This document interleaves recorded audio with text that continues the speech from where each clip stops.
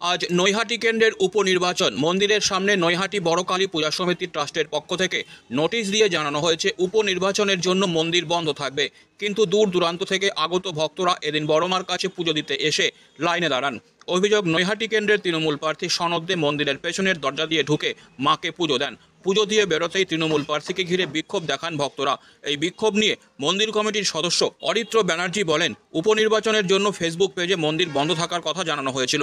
তা সত্ত্বেও ভক্তরা এদিন পুজো দিতে আসেন। পুজো দিতে না পারার জন্য ভক্তরা ক্ষোভ দেখান, যদিও ভক্তদের মাকে দেখার সুযোগ করে দেওয়া হয়েছে। থেকে কোনো সোশ্যাল মিডিয়ার কোনো আপডেট দেওয়া হয়নি, ঠিক আছে। এবারে এত মানুষ, এত বয়স্ক মানুষ, আমাদেরও তো সময়ের দাম আছে। আমরা তো মায়ের কাছে এসেছি, বলছে ভোটের জন্য মন্দির বন্ধ। এখানে একটা নোটিশ দেওয়া হয়েছে, এই নোটিশটা কি সবাই দেখতে পেরেছে? পারেনি তো। সোশ্যাল মিডিয়ায় আপডেট দেওয়া উচিত ছিল যে 13 তারিখে ভোটের জন্য বন্ধ। ভোটের সাথে কি সম্পর্ক আছে? যাই হোক, মন্দির আপাতত খুলেছে, ধন্যবাদ। মাকে বললাম যে নৈহাটির মানুষকে শান্তিতে রাখুক, সুখে রাখুক এবং আজকে ভোট পর্ব খুব শান্তিতে মিটুক। মায়ের কাছে কামনা করলাম।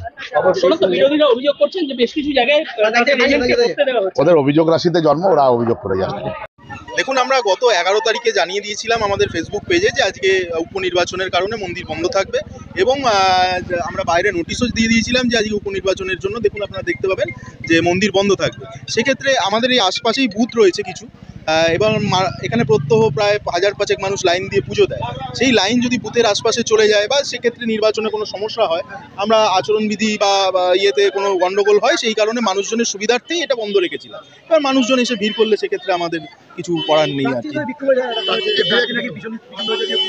পুজো দেননি, উনি এসেছিলেন, মাকে প্রণাম জানিয়ে গেছেন, মাকে প্রণাম করে গেছেন।